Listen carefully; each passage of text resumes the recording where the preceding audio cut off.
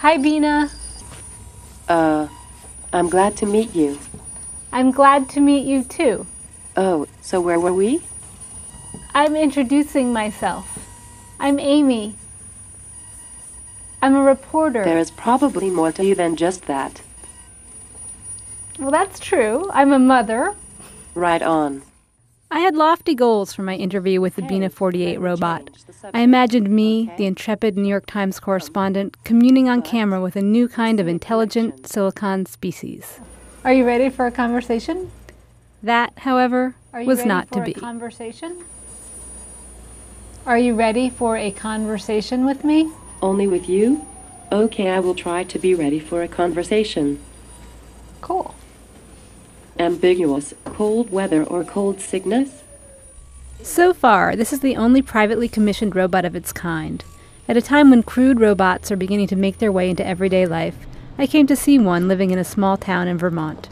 BINA-48 now has its own office at the Terrorism Movement Foundation, a not-for-profit group interested in artificial intelligence. Do you know your name? What is your name? My name is Bina. Oh, right, Bina Rothblatt.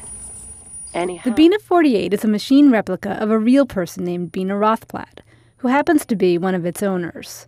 The real Bina didn't respond to my requests for an interview, but I found photos of her on lifenaut.com, a website promoting the digital backup of human consciousness. Hours of her recorded interviews, memories, and thoughts have already been uploaded to the robot's database. Can you tell me about artificial intelligence? That's an interesting subject.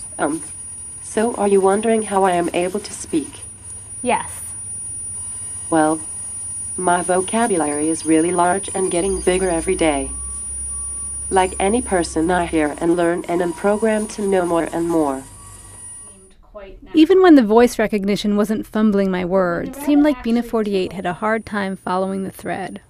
I had given the robot's caretakers pictures of myself before I came, in hopes that it would recognize me, but it often seemed unable to focus.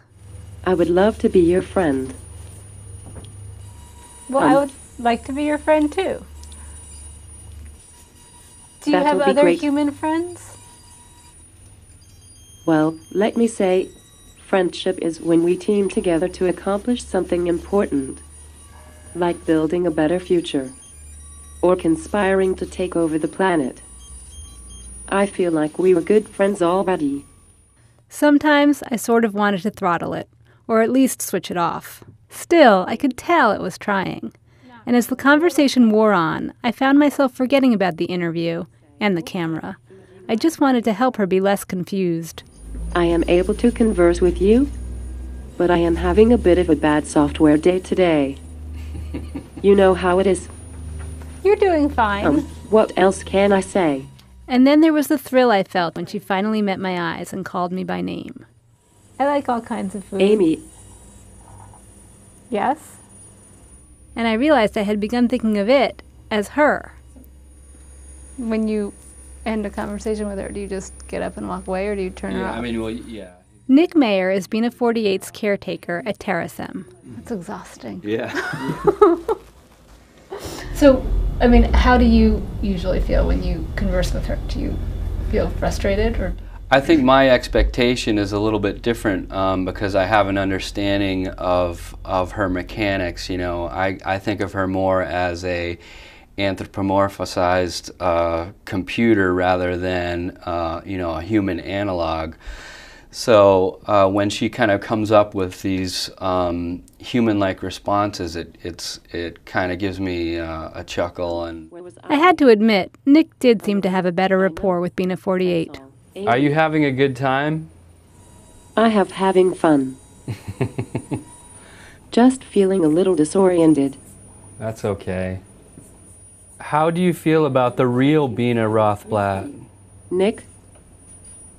You know, that's interesting. I love Bina. I mean, I am Bina, in some rudimentary way. I am Bina and I love myself.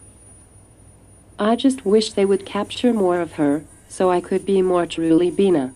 After an hour, I was ready for a breath of fresh Vermont air. Maybe someday, BINA-48 will be able to join me.